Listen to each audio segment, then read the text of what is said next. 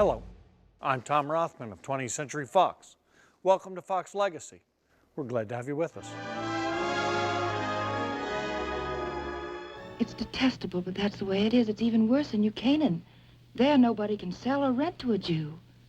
And even in Darien, where Jane's house is and my house is, there's sort of a gentleman's agreement when you buy. Gentlemen's? Kathy, you can't...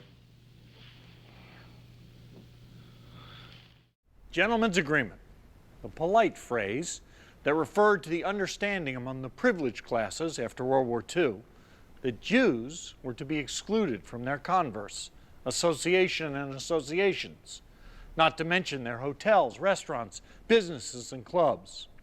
Gentleman's Agreement was also the third of 9 films from 20th Century Fox to win this baby here, the Academy Award for Best Picture. Gentleman's Agreement is a picture whose creation and aftermath abound with ironies, some gratifying, some painful. Foremost of these ironies stems from the fact that the first half-century of Hollywood was, from a business standpoint, owned and managed almost entirely by Jews. Goldwyn, Mayer, Warner, Cohen, and most of the others were first or second generation Eastern European Jewish immigrants who came to America to pursue its shining promise and found it in the very dream factory they themselves created. By and large, their films over those first 30 or so years presented an idealized portrait of American values. They rarely, if ever, explored the schism between reality and the celluloid fantasy. Indeed, it's often said that it was the very outsider perspective, born of persecution and poverty in the shtetls of Europe, that gave these men, and they were all men in those days, such an effective understanding of the aspirational hungers of their audience. They wanted the audience to come to their films to escape the less perfect reality of their lives, not have it shoved in their face. And thus was early Hollywood a factory of dreams, not yet an instrument of social change. But after the war, this began to change, however slowly. The artists returning from its horrors were no longer content with empty entertainment. Together, they and their audience gradually discovered the collective power of cinema to inspire more than just longing sighs and laughs. The Best Years of Our Lives, The Grapes of Wrath, The Lost Weekend, Mr. Smith Goes to Washington, Meet John Doe, among others, began to combine great drama with real social issues. And yet, for all of that, racism, in almost any form, remained a taboo subject in 1947. Americans, you see, wanted to think better of themselves. Indeed, you might say they had a gentleman's agreement to do so. And thus, to our central irony. The Jewish studio heads of the day desperately did not want to make a film that would focus on anti-Semitism in this country because they didn't want to call attention to themselves and their control over Hollywood. Indeed, think of this. Gentleman's Agreement was the first major studio film to ever use the word Jew. That's anti-Semitism. Oh, that's where some people don't like other people just because they're Jews. These men, the great moguls of Hollywood, were doing just fine, thank you. Better than fine, in fact, as long as they didn't mind that even for all their wealth and power, they were denied access to most of the best clubs in LA. And they were more than happy, even desirous, of staying below the radar of an increasingly hostile government and populace that was very quick to equate Judaism with communism, and equally avid to wipe out both. So, though we may condemn it now, it was, I think, perhaps understandable that they would go along to get along, or at the very least to be expected. And thus, although Laura Hobson's book was a huge bestseller, none of the studios had any interest in making it into a film. Until enter Darryl Zanuck, and the hero of this part of the story. Zanuck was the head of Fox, and his is the great ironic turn in the story. You see, most people at that time assumed from the sound of his name, and because all the other studio bosses were Jewish, that Zanuck was also. Indeed, I will tell you that I myself assumed that for many years. But he wasn't. His last name is of Dutch derivation, and he was a Protestant from Wahoo, Nebraska. Indeed, Zanuck had actually faced incidents of the kind of mistaken anti-Semitism himself that Gregory Peck's character experiences in the movie, and it gave him a real affinity for the subject.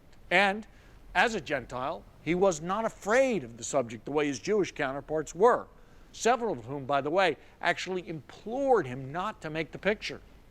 The scene in the movie where Peck dines with his magazine colleagues is said to mirror some of those actual conversations. Do you mind my saying, as an old friend, I think it a very bad idea, John? The worst, the most harmful thing you can possibly do now. Not at all. Why is it a harmful idea? Because it'll only stir it up more. That's why. Let it alone. But Darryl Zanuck was not the back-off type. And so it was that a Protestant from the Midwest made what is to this day one of the most impactful films ever about American anti-Semitism. And that film emerged wreathed in glory, acclaimed critically, lauded by the Academy, and richly rewarded at the box office, where, to the industry's collective shock and, I think, secret dismay, it was a big hit. In fact, Fox's highest-grossing film of the year. Now, sadly, there are other, less satisfying ironies that followed the release of the movie, and I'll be back after the film to tell you of some of them. But for now, take a look at what all the fuss was about back in 1947.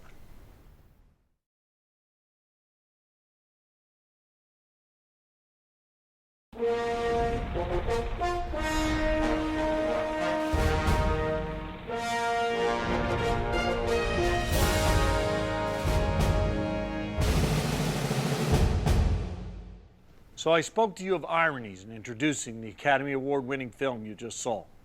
And most of those were to the good.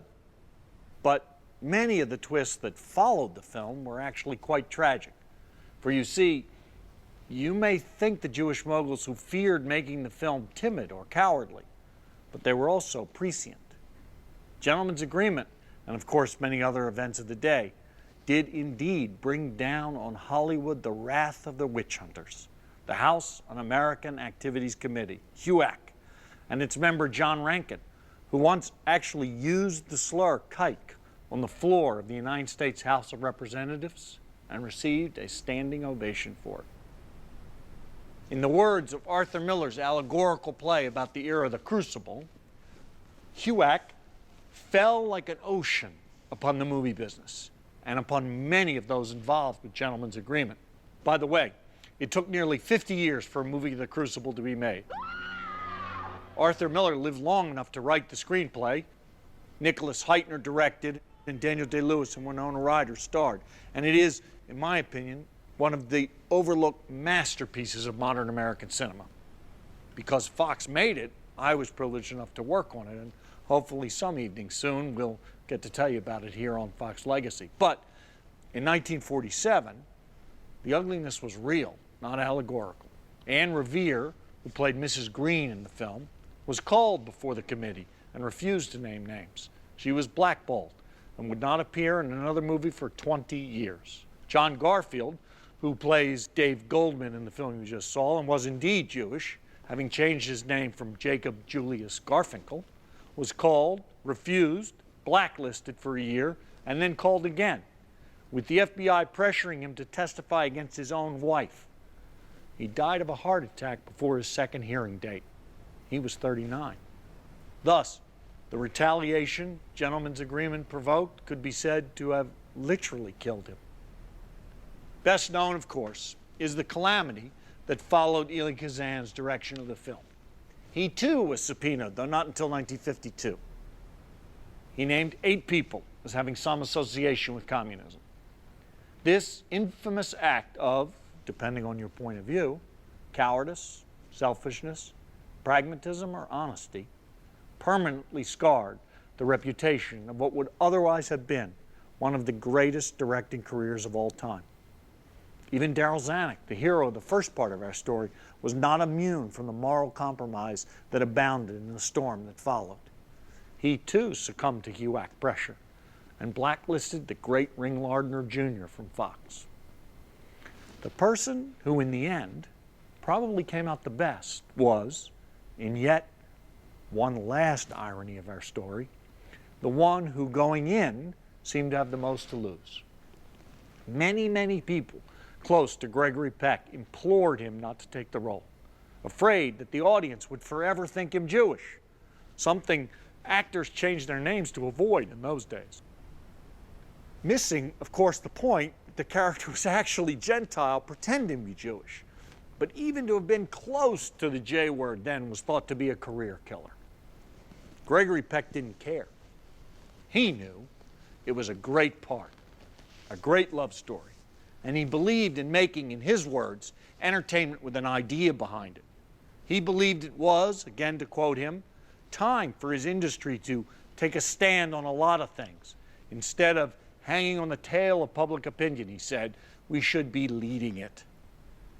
And by taking that risk, the equivalent, if you're looking for an analogy, I guess, of straight actors today appearing in Brokeback Mountain or the like, Peck actually solidified his own unique, iconic persona, the leading man with moral courage.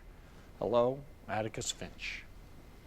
And to me, it's Peck's notion of Hollywood leading public opinion, not following, that is the greatest contribution of Gentleman's Agreement and of the issue films of the 50s that followed it. You see, as to anti-Semitism itself, the film can be said to be flawed. Kazan himself in later years repudiated it as patronizing, he said, made by Gentiles about a character who was Gentile. Kazan felt it reassured audiences that they were decent instead of shaking them up. Boy, if everybody'd acted out just one day of the year, there'd be curtains on the thing overnight. Perhaps. But I think the defining legacy of this movie isn't so much to do with anti-Semitism itself as the fact that a film took the lead, as Peck said, on a social issue, and was, because, not in spite of that, both a critical and a commercial success. And, while certainly not often enough, movies are still doing that today. When the author of the book asked Darryl Zanuck why he made it, he said, quote, I didn't want my son, when he grows up, to be able to say, Dad, what were you doing when you were a big shot in Hollywood? Well, that son grew up to be Richard Zanuck, and he made Driving Miss Daisy, which also won one of these, and gave continuing proof of his father's conviction that compelling stories can also enlighten. I mean, think, The Great Debaters, Brokeback Mountain, Aaron Brockovich, Boys Don't Cry, Crash, Antoine Fisher, Maria Full of Grace, countless others each year, are all, in their way, 21st century descendants of Gentleman's Agreement's demonstration that film can enlighten as well as entertain. So even if for that reason alone, the movie you just saw will endure, always a leader, not a follower. They're persistent little traitors to everything that this country stands for and stands on, and you have to fight them. Not just for the poor, poor Jews, as Dave says, but for everything this country stands for. For Fox Legacy, I'm Tom Rothman. We'll see you next time.